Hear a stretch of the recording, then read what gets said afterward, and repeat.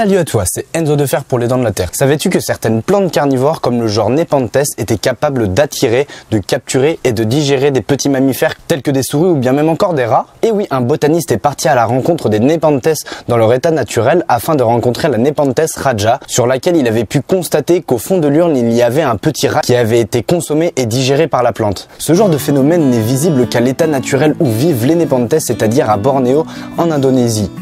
Très difficile donc en Europe ou même en France de pouvoir constater ce genre de capture extraordinaire. Et pourtant c'est un jardinier botaniste du parc de la Tête d'Or, qui est un jardin botanique qui se situe dans la ville de Lyon. Il a constaté qu'une petite souris se trouvait dans une Nepenthes truncata, qui est une Nepenthes assez volumineuse et qui est en capacité donc de recevoir un petit mammifère. Alors est-ce que ce phénomène est ordinaire et tout à fait banal et que les Nepenthes se nourrissent exclusivement de petits mammifères?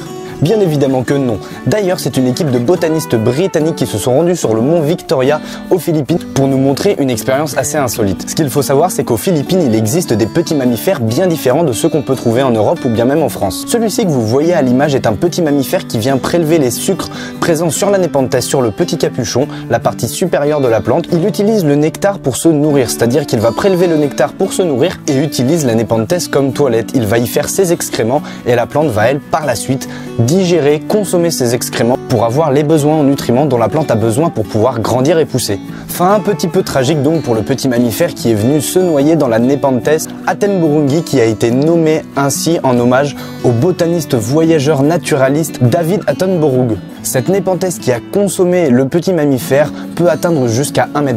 Elle présente également des urnes très volumineuses, très impressionnantes. Difficile de trouver des tailles aussi importantes dans la nature, ce qui fait que la plante avait suffisamment d'espace pour pouvoir accueillir le petit mammifère.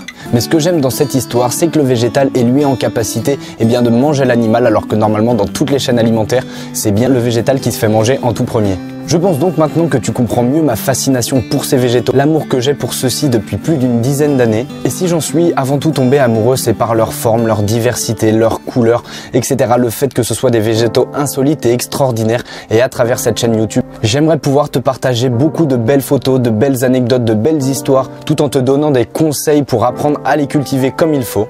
L'un de mes buts, l'un de mes rêves, pourquoi est-ce que j'ai décidé de faire cette chaîne YouTube?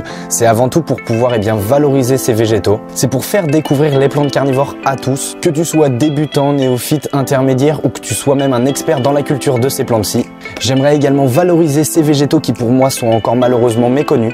Et enfin démocratiser la culture de ces plantes-ci qui n'est en soi vraiment pas très compliqué. Et d'ailleurs, je propose beaucoup de contenu sur l'entretien, sur la culture des plantes carnivores. Alors si tu es intéressé pour voir davantage de contenu, je te laisse aller faire un tour sur ma chaîne YouTube, tu devrais trouver ton bonheur.